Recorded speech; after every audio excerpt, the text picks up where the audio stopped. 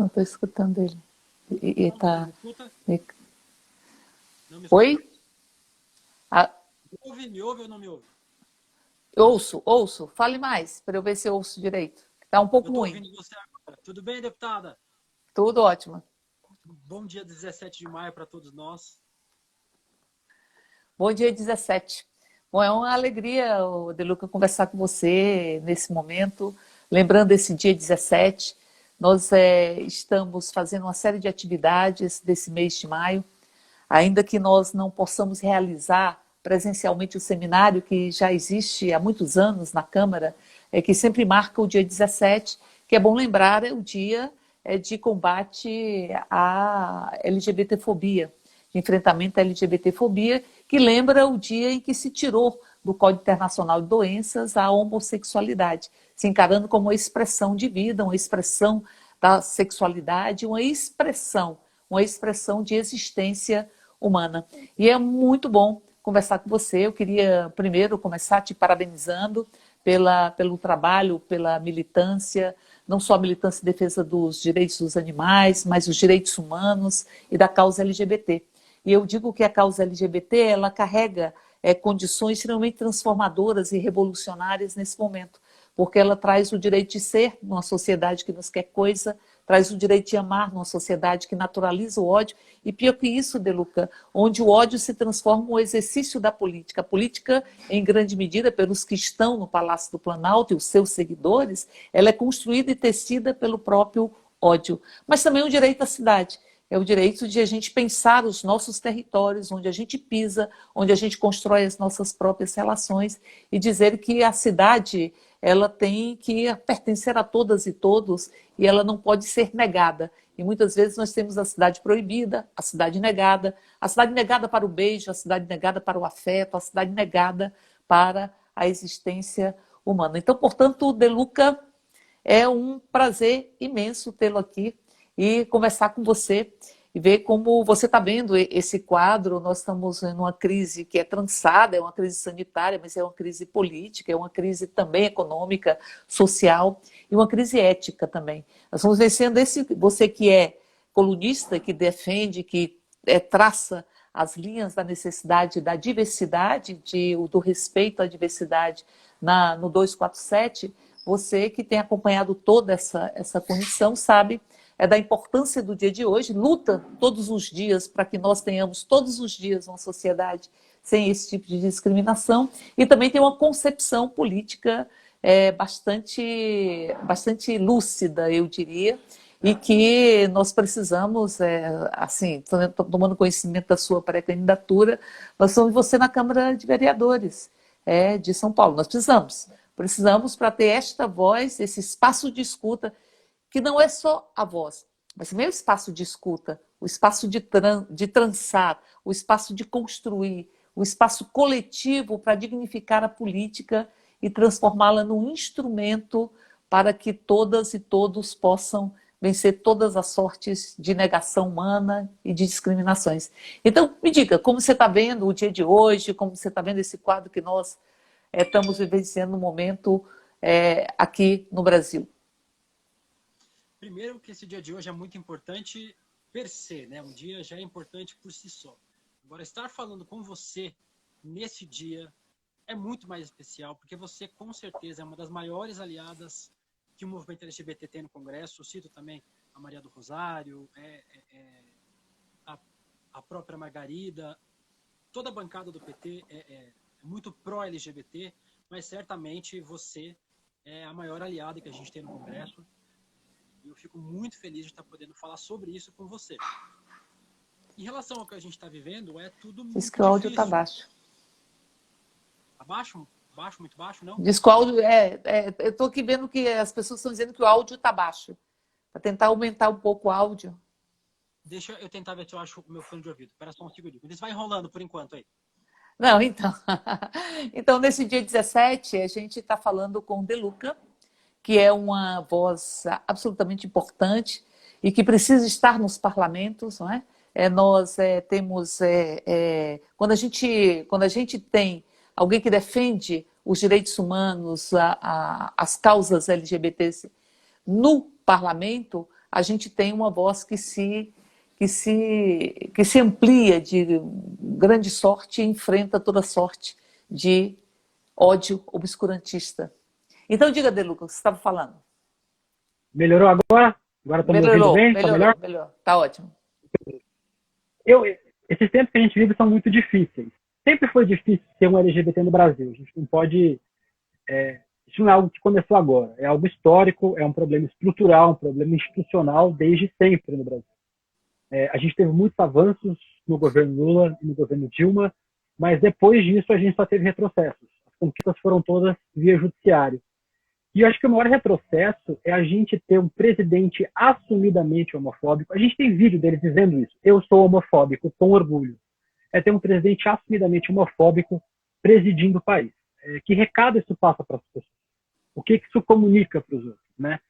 Se o presidente pode ser homofóbico, eu também posso ser homofóbico. Todos nós podemos ser homofóbicos, já que a maior autoridade do país é homofóbica.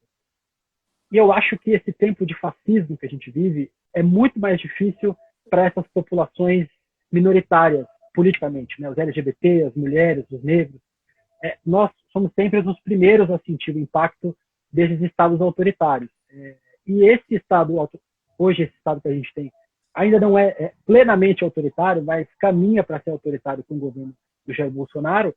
Ele certamente vai impactar primeiro LGBTs, mulheres, negros, indígenas, como já tem feito em várias das pautas. É um governo de ódio, é baseado no ódio puro e simples, ódio partidário, ódio de gente pobre, ódio de negros, de mulheres, de LGBT. É um projeto de ódio. E é exatamente o contrário do projeto que a gente tem a apresentar. A gente tem a apresentar, e essa pandemia de coronavírus tem deixado isso muito claro, um projeto de solidariedade. E junto a gente pode construir com toda a diversidade, LGBTs, pessoas héteros, brancos, negros, indígenas, mulheres, homens, essa diversidade de pessoas em uma corrente solidária forma a sociedade e faz a sociedade avançar. Mas, infelizmente, a gente tem hoje no país uma pessoa que preside o país que tem o oposto disso, que quer desconectar as pessoas, que quer ligar as pessoas pelo ódio, e ele tem feito isso muito bem. Hoje, aí em Brasília, a gente teve, mais uma vez, pessoas reunidas na frente lá do Palácio do Planalto, fazendo, durante a maior pandemia que a gente tem na nossa geração, fazendo uma aglomeração, cantando cantos antidemocráticos. E isso é muito preocupante. Eu acho que, não só como LGBT, mas como cidadão, como ativista político, é muito preocupante esse tempo que a gente vive, e eu acho que a gente tem que lutar muito agora nessas eleições municipais, porque acho que elas vão ditar um pouco o ritmo do que a gente vai ver nos próximos anos. Acho que é importante a gente ter parlamentos mais progressistas, ter prefeitos mais progressistas, para que a gente possa construir o caminho para, em 2022, ou antes, se tudo der certo, a gente ter uma nova eleição e um presidente que seja pelo menos democrático. Não precisa nem ser do nosso campo. Obviamente a gente quer eleger alguém de esquerda, mas se a gente tiver pelo menos um presidente democrático que saiba dialogar entre os vários campos da sociedade, já é uma vitória no Brasil ultimamente, já que a gente tem um ditador lá no Palácio do Planalto. Eu acho que óbvio, né? Você está falando da manifestação, e aqui tem uma coisa que aconteceu na manifestação, as pessoas carregando um caixão, não é? Pessoas carregando um caixão e dizendo eu vou falar, vou repetir, é o mito que manda aqui. E era bem simbólico isso, porque é um genocídio literal. Um genocídio literal que ele vem como consequência de um genocídio simbólico. Nós temos um genocídio simbólico, o genocídio dos conhecimentos, dos diversos saberes, saberes indígenas, saberes quilombolas, saberes do povo brasileiro, a forma como a gente tem as nossas expressões culturais, as formas de ser, de sermos, as formas de pensarmos, os nossos saberes, não é?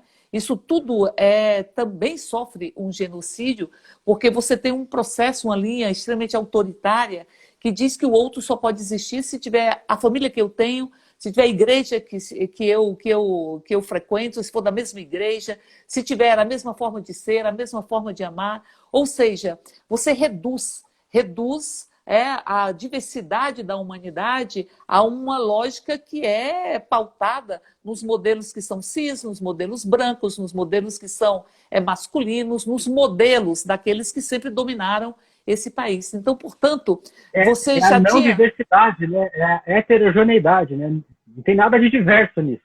Não tem nada diverso. Então, você cria uma forma única de ser, e ao criar uma forma única de ser e só respeitar uma única forma de ser, de pensar, de existir e de amar, você, em verdade, cria um processo de desumanização muito intenso.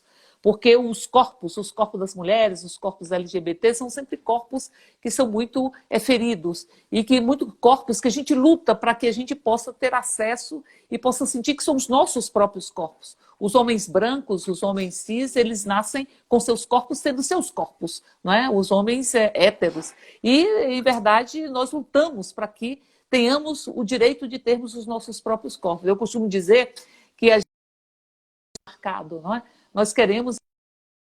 Nosso corpo tem que ser marcado, que seja marcado pelas tatuagens, né? Aquelas que Chico diz que é para que a gente tenha coragem e possa seguir em viagem, né? Então, nesse sentido, nós estamos vencendo realmente uma lógica extremamente fascista, que é autocentrada, que não tem qualquer tipo de empatia com a dor do outro, e por isso se carrega um caixão e se brinca com um caixão. Nós temos mais de 15 mil mortos. Esses 15 mil mortos já tiveram do presidente da República a resposta do "e daí?". Já tiveram do presidente da República o tirar o alvo, o passeio de jet ski, o anúncio de um churrasco que foi feito hoje.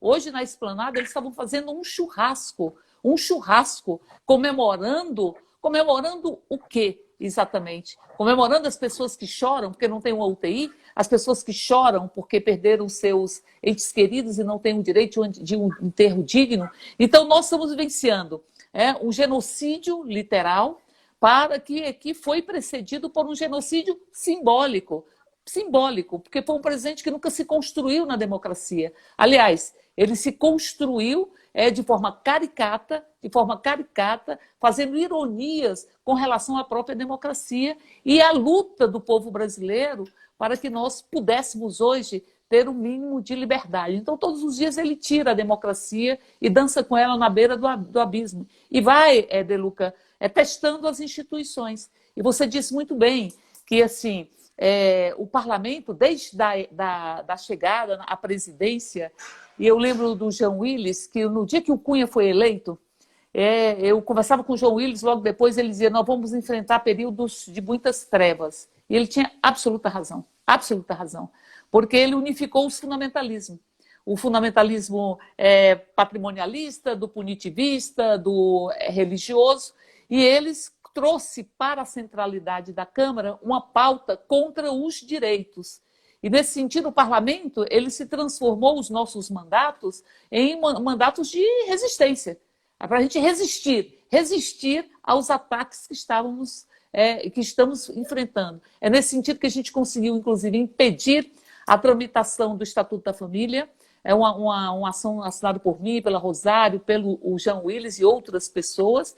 Nós conseguimos impedir o Escola Sem Partido, que é arrancar a discussão de gênero de dentro das escolas, de liberdade de identidade sexual, de orientação sexual, enfim.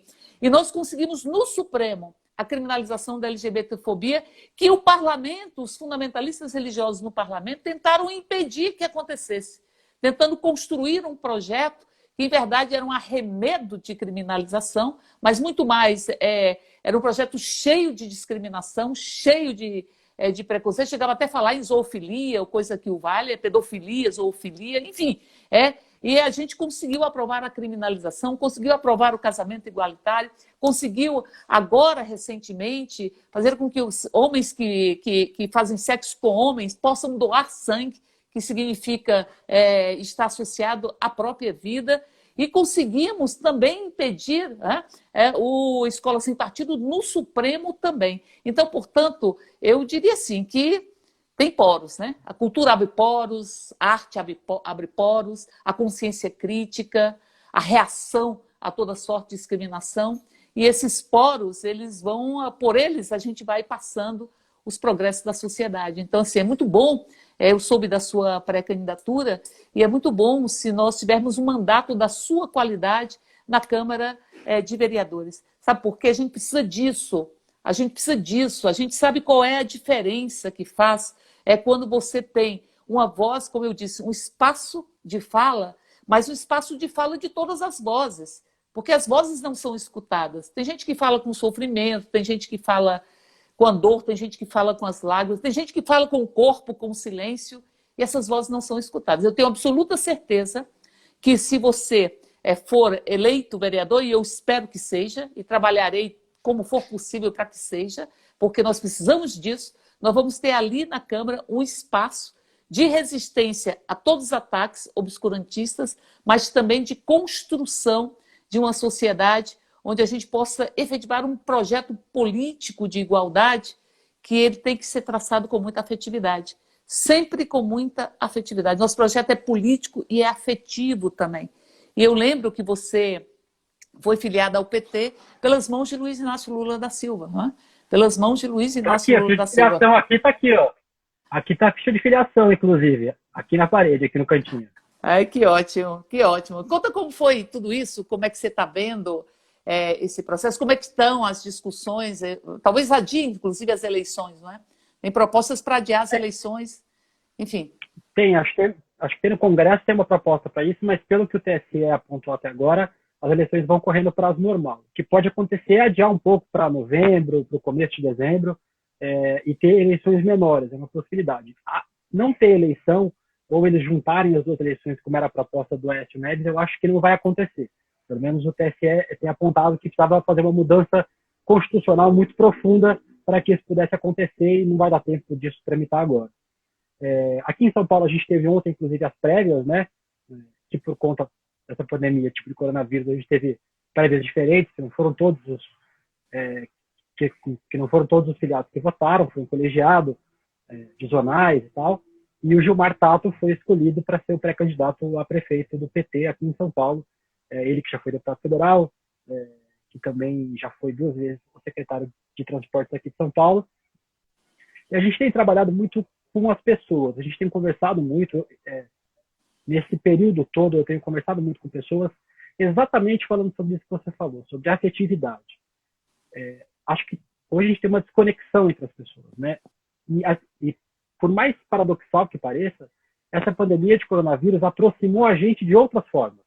A gente está afastado fisicamente, mas a gente está se aproximando dessa compreensão de que a solidariedade é a única forma de fazer com que a sociedade funcione, de ajudar as pessoas, de ajudar quem mais precisa. E essa pandemia também fez com que as pessoas percebessem que o Estado é importante, né? Que o Estado é mínimo até a crise chegar. Aí, na hora que a crise econômica chega, todo mundo quer Estado grande, o banco quer empréstimo, a empresa aérea quer empréstimo, todo mundo quer Estado grande quando chega a crise. O Estado é importante.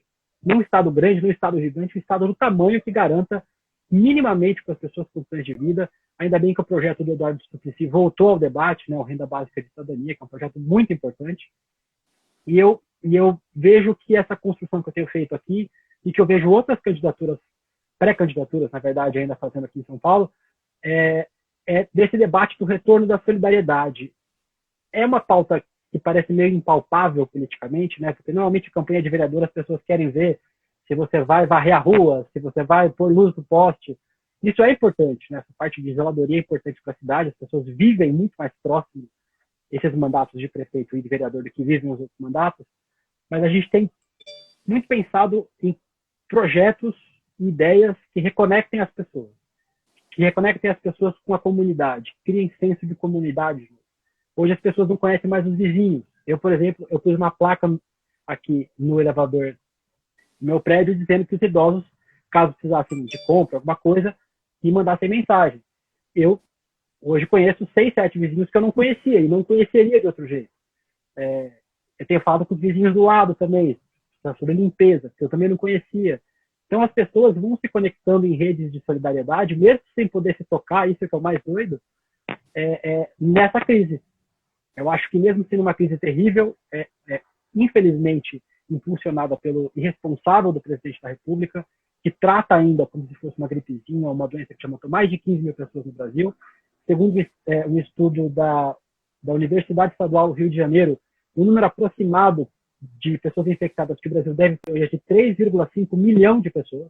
São 3 milhões de pessoas, segundo essas estimativas da UERJ. não são os 200 mil que a gente tem, os números são muito maiores, porque a gente tem uma subnotificação muito grande. E, infelizmente, o presidente não trata esse assunto da forma séria como deveria ser tratada, como os outros presidentes têm tratado, inclusive presidente de direita, presidente de esquerda, presidente de centro, de todos os espectros políticos. E lá em Portugal, por exemplo, o presidente é de um partido e o primeiro-ministro é de outro. Ambos dão entrevistas coletivas juntos, estão conversando juntos para construir uma saída para tirar o país da crise. Portugal é um dos países menos afetados pelo coronavírus na Europa, conseguiu, graças a essa união política e planejamento, não ter um efeito tão grande. Aqui no Brasil, o presidente quer abrir tudo. Ele quer fazer exatamente o contrário da pandemia, que é a gente tem que fechar tudo, tem que fazer um lockdown de verdade, o Estado garantir um aporte financeiro para as pessoas que vão ficar em casa, que não tem como trabalhar, que não vão ter renda, e a gente tem o presidente verdadeiro genocida. A gente às vezes fala essas coisas, ditador, genocida, como se fosse figura de linguagem, né? Como se fosse um exagero, mas nesse caso é um genocídio de verdade. Literal. Aqui em São Paulo, é literal. Aqui em São Paulo, a gente já está com 90% de uso das UTIs. Daqui uma semana, 2 semanas, a gente vai ter o tal do colapso do sistema de saúde, na maior cidade da América do Sul. A gente já tem isso no Ceará, já tem isso no Pernambuco, já tem isso no Amazonas, já tem no Amapá. Isso vai se espalhar pelo Brasil. Os outros estados não estão conseguindo. Em Santa Catarina já está um estado muito grave. E é o governo que, voltando ao começo dessa minha fala, que não tem isso, não tem solidariedade, não tem afetividade, que não consegue compreender as coisas do ponto de vista dos relacionamentos entre as pessoas.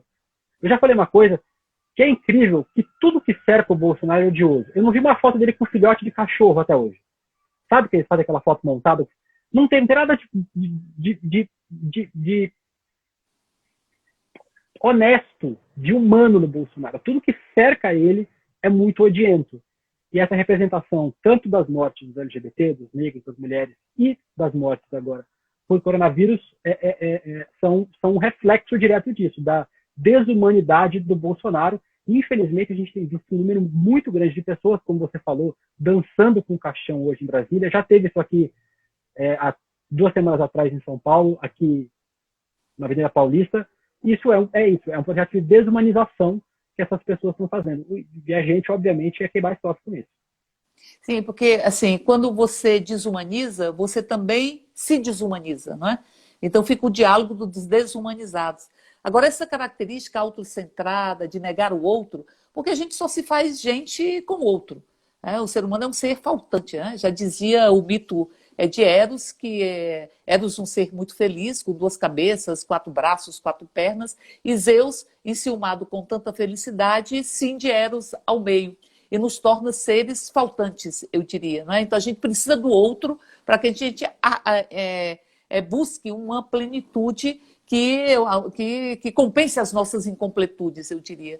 Então essa característica de negar o outro, ela é uma característica muito presente nos psicopatas. Psicopatas, eles não veem a dor do outro e eles negam o outro. Eles têm uma condição de serem autocentrada, uma egolatria, eu diria. Uma idolatria ao seu próprio ego. E também aos fascistas, que também trabalham com desumanização. Assim, Hitler não construiria os campos de concentração. Aliás, o Auschwitz tem o Trabalho Liberta, que é o mesmo discurso que nós estamos tendo aqui do secretário de comunicação e do próprio presidente. O trabalho liberta. É como se você estivesse reeditando aquilo que Marx fala, a história se repete por tragédia ou por farsa, é que você estivesse reeditando um período muito traumático da história da humanidade. Então você tem essa característica. O outro secretário de Cultura antes da Regina Duarte repetiu o discurso de Goebbels, né? E ela, sim, de Goebbels, ele repete o que está em Auschwitz, que isso foi precedido por um processo de desumanização simbólica. Quando você impede o direito à afetividade, então, assim, o ser humano é um ser afetivo. Somos seres faltantes e seres afetivos. Então, se você impede a expressão da afetividade, você desumaniza, né? Você impede a condição de sermos sujeitos, donos dos nossos corpos, donos dos nossos nomes. Porque a luta da população trans é para que tenha o direito ao seu próprio nome. Ao nome, a como você se coloca a partir do seu próprio nome. Então, veja, se você tira a condição de sujeito, sujeito da fala, sujeito do pensar, sujeito do futuro, do nosso passado, porque ele também nos arranca o passado. Quando ele diz que não houve ditadura, ele nega a ditadura, ele arranca a memória, arranca a história do povo brasileiro e nos arranca também um quê de humanidade. A própria secretária nacional de Cultura, ela falou, não vamos desenterrar mortos, nós estamos enterrando mortos hoje, enterrando. E nós temos centenas de pessoas que desapareceram nas águas profundas do mar, como canta tão bem Chico Buarque, né? Quando diz que quem é essa mulher, falando de Zuzu Ângelo, que busca seu filho nas águas fundas do mar, ou então nas covas rasas. Então nós estamos vivendo esta repetição. Então, assim, um momento muito grave e um momento onde, como todo fascista, busca desenvolver os instrumentos para impedir a consciência crítica. Por isso ele tem alvos muito determinados.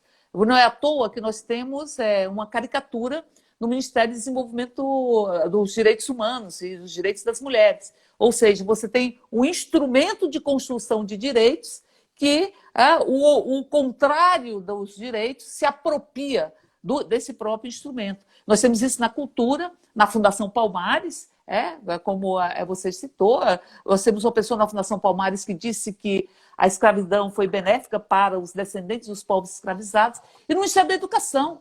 São caricaturas de obscurantistas que nós temos nesses ministérios, porque não interessa nem cultura, nem educação, não interessa o desenvolvimento da ciência, nega a ciência, nega a ciência, nega a ciência. Eu fico muito impressionada com essa fixação de Bolsonaro na cloroquina, como se fosse uma solução mágica. Porque, ora, você cria os heróis, e que são os mitos, e você também cria os inimigos imaginários. Tem sempre um inimigo, porque tem sempre alguém que tem que ser o objeto do próprio ódio, seja as universidades públicas, prefeitos, governadores, congresso, mas tem sempre o ódio enquanto balizador estruturante da forma de fazer política e a barbárie enquanto método de governo. Isso nós estamos vencendo. Nós estamos assim, tendo asfixiada a condição de termos um país realmente livre. Eu diria, De Luca, assim, o Estado mínimo para o povo, porque o Estado não é mínimo para o banqueiro, né? Eles liberaram 1 trilhão e 200 bilhões para os banqueiros. Agora, recentemente, aprovaram uma proposição dentro de um outro projeto para o Banco Central comprar os títulos que os bancos não conseguem comercializar, alguns há 15 anos, comprar com recursos públicos.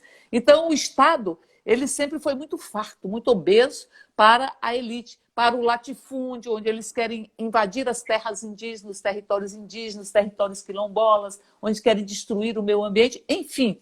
E, ao mesmo tempo, junto de tudo isso, há um assédio permanente aos servidores que exercem a sua função, particularmente servidores ambientais, servidores da educação, são assediados, servidores da saúde, porque simplesmente querem exercer a função de servirem ao próprio público. Então, nós estamos vivenciando uma tragédia, uma barbárie no Brasil, de forma muito aguda, muito caricata, muito grosseira, e que precisamos reagir. Eu tenho o costume de dizer o seguinte, eles nos querem de volta na senzala, a senzala a gente não volta.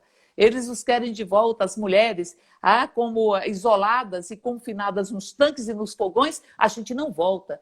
E querem que a população LGBT volte para o armário. Eu costumo dizer o seguinte, armário, eles não entenderam ainda, virou purpurina. Foi implodido, virou purpurina de todas as cores. E purpurina, ela gruda na pele, gruda na alma. Por isso, nós não voltamos para os armários, não voltamos para os instrumentos de dominação e de anulação da nossa própria existência. Por isso, De Luca, eu fico muito feliz. Assim, eu acho que você é um jovem que tem toda essa discussão, um jovem vegano, inclusive, hein? Vegano, que tem, enfim, que tem todo esse trabalho, não apenas nas redes, mas também como colunista, e que tem esta voz. E eu fico, tanta barbárie, que me lembra muito o Nelson Rodrigues quando diz que o absurdo perdeu a modéstia. O absurdo perdeu a modéstia, o fascismo se despiu, o obscurantismo está ali. Acho que se Camus fosse vivo, ele usaria um neologismo que estamos vivendo uma absurdidade neste país, e por isso sua voz no que você já desenvolve hoje como jornalista, como ativista, como militante, mas a sua voz carregando um mandato, e eu sei o que é isso, eu sei a diferença que faz É porque assim, eles não queriam Marielles, não queriam Jean Willis, eles não querem que a população que clama por um país mais justo e que quer romper de uma invisibilidade que buscam nos impor, assuma os espaços de poder. E como tal, você é pré-candidato mesmo, né? Pré-candidato colocado, agora a gente vai ter daqui um mês as convenções para oficializar, mas eu já estou nesses últimos meses já trabalhando, conversando com pessoas, construindo projeto, e aí eu vou ter um projeto para apresentar aqui para o povo de São Paulo, nesse sentido mesmo, no sentido, acho que tem uma frase que o movimento social usa muito, que é nunca mais sobre nós, sem nós. A gente precisa estar presente nos espaços, a gente tem aliados importantes, como eu falei, você, a Margarida, a Rosário, a gente tem muitos aliados importantes, muitas pessoas que realmente fazem e fizeram a diferença historicamente para a nossa pauta, mas a gente precisa estar lá, a gente precisa estar junto de vocês, a gente precisa estar lá nesse combate, fazendo a nossa voz ser ouvida, a nossa dor ser ouvida e as nossas alegrias serem ouvidas, o que a gente pensa, o que a gente... E o melhor de tudo é que a gente não pensa só sobre diversidade, né? A gente não pensa só sobre pautas LGBT, a gente pensa o mundo, a gente pensa tudo. A gente pensa a cidade, a gente pensa o país, a gente pensa educação, saúde, a gente pensa mobilidade, porque nós não somos só LGBT. Isso é uma coisa que eu digo muito para as pessoas, que eu não sou um candidato gay, eu sou um candidato progressista, que por consequência é gay, não tem nenhuma vergonha de falar sobre isso, fala sobre isso o tempo todo, usa essa pulseirinha no braço. Eu não tenho nenhum problema em ser gay. Ser gay é a minha identidade, é parte de quem eu sou. E eu não estaria onde eu estou hoje se eu não fosse gay, inclusive, eu tenho certeza disso. Mas a gente é mais do que isso. A gente não pode ficar preso na caixinha de nós somos só o candidato gay, só a candidata lésbica, só a candidata trans. A gente pensa o mundo inteiro. A gente pensa sobre tudo, fala sobre tudo, discute sobre tudo. E estar ocupando esses lugares, como você falou, é muito importante para a gente se fazer presente, para a gente se fazer visto. Em São Paulo, aqui a gente tem agora uma deputada trans negra do PSOL, a Érica Malunguinho. A presença dela na Assembleia Legislativa de São Paulo é uma presença poderosa. As pessoas veem ela de uma outra forma, as pessoas falam sobre ela. Não importa se falam bem ou se falam mal, mas ela causa alguma coisa. Ela movimenta os arredores. A gente tendo gays, lésbicas, bissexuais, travestis, transexuais, assexuais, pansexuais, toda a miríade de diversidade.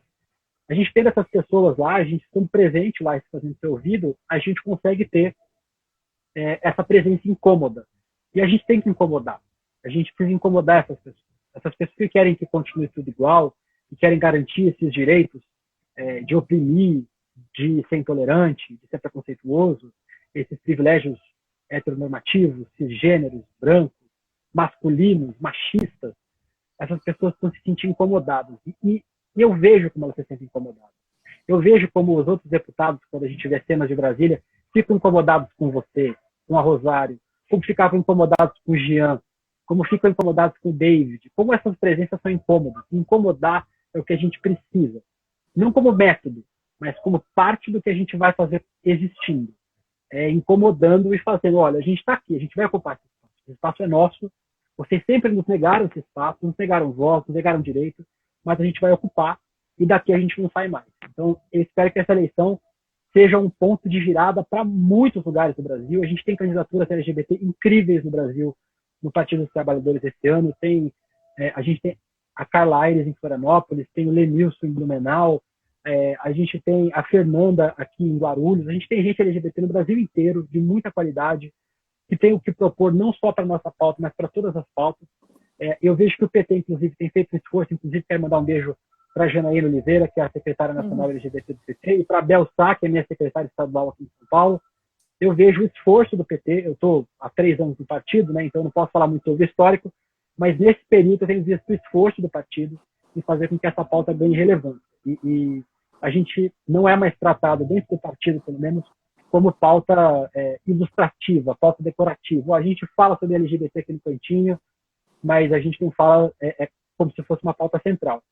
E eu fico muito feliz de ver que o partido tem pensado a diversidade sexual, de orientação sexual, de identidade de gênero como um ponto central. E que não fala só sobre ele, fala sobre várias coisas, né? Fala sobre educação, quando a gente fala sobre escola sem partido, sobre a tal da ideologia de gênero, que nem existe, fala sobre cidadania quando a gente fala sobre o casamento, sobre a união estável, fala sobre, a gente fala também sobre segurança pública quando a gente fala sobre a lei que criminaliza a homofobia. Então, nós existimos em vários âmbitos, né? A gente existe em vários âmbitos da sociedade, e eu vejo que o partido tem entendido isso, e a gente tem conseguido mostrar que a gente vai poder apresentar propostas não só para a diversidade, mas para a sociedade toda, para transformar esse nosso arredor em um lugar mais progressista. Com certeza. E eu também aproveito para dar um beijo grande na Janaína, que é uma grande secretária da pauta LGBT do partido, que trouxe para... É brava e tem que ser brava mesmo. Então, assim, é maravilhosa, né? É maravilhosa. Então, portanto, eu acho que você tem razão. Quando se assume a pauta LGBT, se assume muitas pautas dentro dela, ou para além dela. Porque quando se assume a pauta LGBT, você assume a pauta da liberdade, dos direitos e da própria democracia.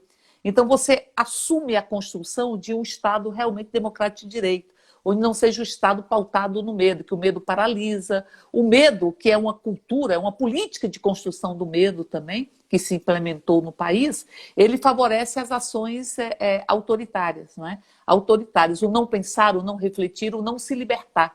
Então, quando você tem a pauta LGBT na sua centralidade, ou incluída na sua atuação política, você tem significa muito mais do que a pauta essencialmente LGBT. Significa você romper um processo de desumanização. E ao mesmo tempo, até porque toda discriminação ela tem a mesma digital, eu acho, que é o não reconhecimento da diversidade humana e da própria humanidade. Então, assim, a pauta, o racismo, ele dialoga com o sexismo, com a LGBTfobia, com o adultocentrismo. São todas concepções de hierarquizar os seres humanos. Dizer que tem seres humanos que podem ter direitos e outros não. E nesse sentido, assim, as legislaturas anteriores, quando essa bancada ela se estruturou, e não se estruturou só na Câmara Federal, ela se estruturou nas câmaras de vereadores, ela se estruturou nas assembleias legislativas, houve um processo assim, pautado no medo, e ao mesmo tempo numa lógica não reflexiva, que diz o seguinte: não reflita, apenas me siga, porque escolher dói. Escolher dói, então não preciso escolher, eu escolho por você, eu penso por você, então você só me segue que eu te levo para o paraíso. Mas o paraíso, na teoria da prosperidade, por exemplo, é a condição de você ter recursos ou prosperidade aqui nesse momento. Então, assim, eu penso que é uma pauta obscurantista que ela vai... É a mesma pauta que diz que é preciso escolher e desprezar o povo pobre nesse país, porque é o que nós estamos vivenciando hoje. O povo pobre não cabe no orçamento, o povo brasileiro não está no orçamento. Não está no orçamento brasileiro, está excluído do orçamento. Isso que Guedes está fazendo, primeiro de atacar os servidores que estão enfrentando o coronavírus e dizer que eles querem assaltar o gigante que está no chão, que é o Brasil, ou seja, dizer que eles só têm direito a medalhas após a batalha ser vencida, ou seja, atacar dessa forma os servidores públicos, que você falava, sem Estado não se faz luto de Casa Grande sem sala, porque são estados que promovem as políticas públicas. Então, eu tenho certeza que a sua militância, ela é uma militância... Quando a gente fala de direitos humanos, nós estamos falando do direito de ser humano, de viver como ser humano. O direito. E os direitos humanos são tudo enganchado um no outro. Eu não posso dizer que eu defendo o direito à livre orientação sexual e não defendo o direito à educação. Até porque a educação, como eu disse, educação, cultura, arte, elas por si só enfrentam qualquer tipo de autoritarismo. Por isso que elas são sempre ameaças para a lógica autoritária, que é o que nós estamos vendo no país. Porque o que está no Ministério da Educação não é um ministro, é uma caricatura obscurantista, um ventríloco do obscurantismo, é um personagem. O que está no Ministério dos Direitos Humanos também não é uma ministra, não é? E o presidente já mostrou mais de uma vez que também não quer um ministro na saúde, quer um ventríloco, quer um vendedor de cloroquina. É isso que ele quer no Ministério da Saúde. Mas ele não quer ministro em lugar nenhum, na verdade. Ele não quer ministro em lugar nenhum. Ele coloca pessoas que ele possa ter total controle. Exatamente. Como também quer ter controle sobre o parlamento, quer ter controle sobre o poder judiciário. Então, assim, Essa lógica também de Bolsonaro, de estar sempre navegando, se chafurdando no caos, porque ele cria o caos constantemente. Primeiro porque ele não vai poder abandonar o seu eleitorado de raiz, que é o que está ficando com ele, porque ele está caindo, né? Mais de 50% da população brasileira o reprova, enquanto o presidente, neste momento, nós estamos vivenciando. Então, ele tem que manter esse eleitorado, que é o seu eleitorado de raiz. E, ao mesmo tempo, ele aposta no caos, porque o caos facilita as ações que são ações autoritárias. Então, eu diria, a democracia ela está ameaçada, ela já está ferida, está no pelourinho, eu diria, desde 2016, e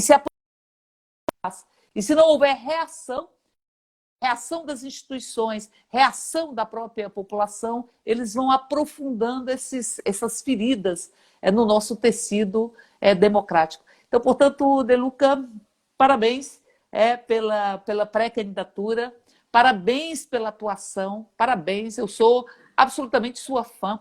Quando você for lançar a sua candidatura, eu faço questão, tomara que o tempo permita, né? Tomara que permita, que nós estamos um pouco em isolamento, mas quando você for lançar a sua candidatura, eu faço questão de estar aí, porque eu acho que faz muita diferença. E eu estou dizendo isso, assim, logo que o Jean entrou, e a gente estava num seminário, que realiza todo ano no mês de maio, em função do Dia de Combate à LGBTfobia. E eu dizia para ele, você tem noção da importância do seu mandato? Você tem noção da importância do seu mandato? Não apenas pela pauta LGBT, mas também pela pauta LGBT. Mas nesse momento de fundamentalismo crescente, de captura dos corpos, captura do sagrado, captura dos desejos, pela lógica de mercado, você ter uma voz que consegue pregar a liberdade e defender os direitos, todos os direitos, e o Jean ele teve uma atuação em várias pautas, e não apenas na pauta LGBT, mas em várias pautas, que eu tenho certeza que também vai ser o seu mandato como vereador desta maravilhosa cidade de São Paulo. A gente precisa de você na Câmara de Vereadores da cidade de São Paulo. A gente precisa de você, porque ali vai ser o espaço onde a gente pode construir uma série de trincheiras de liberdade e de afetividade. Aí como diz Cora Coralina, a gente arranca pedra e planta roseira. Arranca pedra e planta roseira. E desenvolve as várias identidades. A gente tem identidade de classe, identidade de gênero, identidade sexual. A gente tem tantas identidades que elas precisam se expressar. E eu queria me despedir de você dizendo boa sorte, William, e que você também pudesse deixar uma mensagem para todo mundo que nos assiste nesse momento e chamar as pessoas. Olha aqui, gente, o De Luca é pré-candidato a vereador da cidade de São Paulo. A eleição dele depende da sua participação, tá certo? Como nós somos candidaturas populares, candidaturas que vão contra a corrente obscurantista, são candidaturas que enfrentam muitas dificuldades, inclusive enfrentam muitos ataques das milícias virtuais. Milícias virtuais, você um pouco vai sentir essa dimensão que é criminosa, o que eles fazem, mas a gente só pode reagir se for coletivamente. Por isso, para que nós tenhamos o William De Luca na Câmara de Vereadores de São Paulo, com a pauta LGBT, com a pauta de direitos humanos, com a pauta de uma sociedade mais justa, com a pauta contra o obscurantismo, defesa dos direitos dos animais, com a pauta da liberdade, da democracia e dos direitos, é hora de se engajar muito, muito, muito nesse momento. Fala um pouco para a gente sobre isso, para a gente se despedindo. Eu não sei nem o que falar depois de tudo isso que você falou e dizer que é minha fã. É difícil eu ouvir que você é minha fã. Eu recebi uma carta do Lula quando ele estava preso, que é outra coisa que eu não acredito. Assim. Então, essas coisas que pessoas que eu admiro muito, muito mesmo, como você, por exemplo, me faz muito bem, me deixa muito feliz pessoalmente. Eu tenho muito conversado com as pessoas digitalmente agora, só infelizmente, sobre a importância de quebrar essa narrativa fascista. Essa narrativa fascista que divide a sociedade em duas partes, os inimigos e os outros inimigos, né? A parte boa e a parte ruim. Nós não somos isso. Nós não somos uma sociedade de dois grupos diferentes, né? Os cidadãos de bem e os comunistas. Nós somos pessoas, todas pessoas, e nós temos outras diferenças que são muito mais importantes. Nós somos trabalhadores e trabalhadoras, e tem uma elite pequena no Brasil que detém a maior parte do dinheiro, dos recursos, e paga muito menos imposto do que essa parte de baixo da pirâmide. Eu tento quebrar, sempre que eu posso, essa noção que só faz bem ao Bolsonaro, de que existem dois grupos. O fascismo vive disso, né? Você falou muito bem, o fascismo vive de ter inimigos. O Bolsonaro precisa de ter inimigos. A imprensa, o judiciário, a China, os árabes, depois a OMS, ele precisa de inimigos para viver. A gente não pode deixar que ele transforme nossos vizinhos, nossos pais, nossas mães, nossos irmãos em inimigos. A gente precisa se reconciliar com as pessoas, voltar a conversar com elas. Ok, a pessoa votou no Bolsonaro. Ok, a pessoa votou no Aécio. A pessoa foi a favor do golpe contra a Dilma. Isso são coisas que não vão sair do histórico da pessoa, vão ficar lá para sempre.